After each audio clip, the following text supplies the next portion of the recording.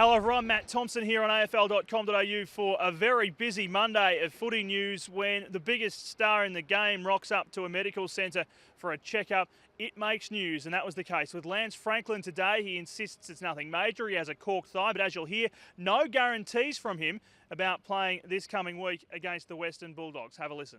A little bit of a corky in the buttock, but yeah, it should be right. Was that a scan in there on something else? Yeah, I just caught up with the doctor just then, so hope to be right for this week. And no doubt you'll play this week? Yeah, I hope so. What do you make of all the interest? Everyone wants to know every single week whether or not you're going to be playing. Do you love this? Do you love this status? I don't like it, mate. I'd rather just keep looking and play football after. And scans have confirmed Essendon's Michael Hurley has now injured his good hamstring.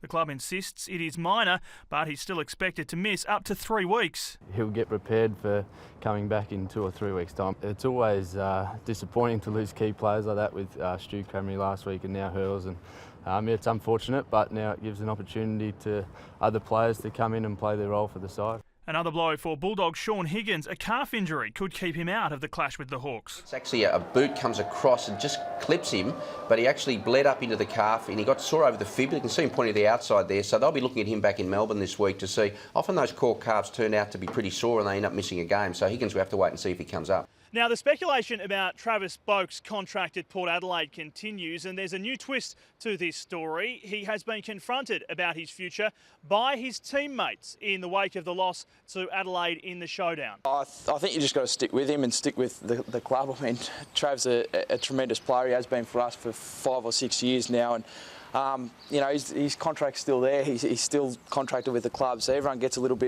built up. Melbourne's built it up. In Melbourne, they've built it up that he's coming back home. And is contract talk a no-go zone between you blokes? Nah, we went hammer and tong at him last night with what was going on. We wanted to know a little bit as well where he sat, just for our comfort. I mean, we're fairly happy with where it was, but when the media start talking about it, the players start talking about it, and we were up front with him last night and he was back up front with us too, so we're very happy with where he's at.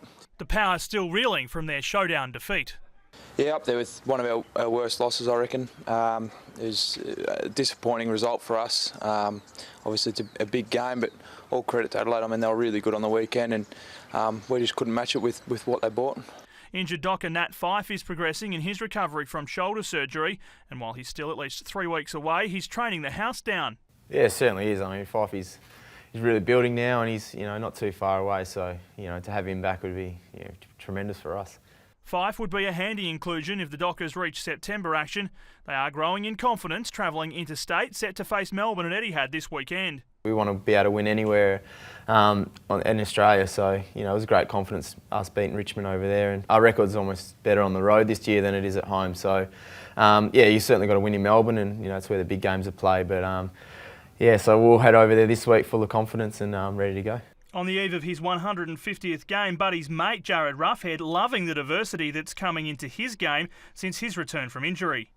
I suppose there was no real pressure in coming back and having to perform as good as you're saying I'm doing. So, but I was just enjoying playing footy again, and I suppose the ruck role helps to get your focus off playing forward and just kicking goals. You can go in the ruck and get a bit of the agate, which is all right.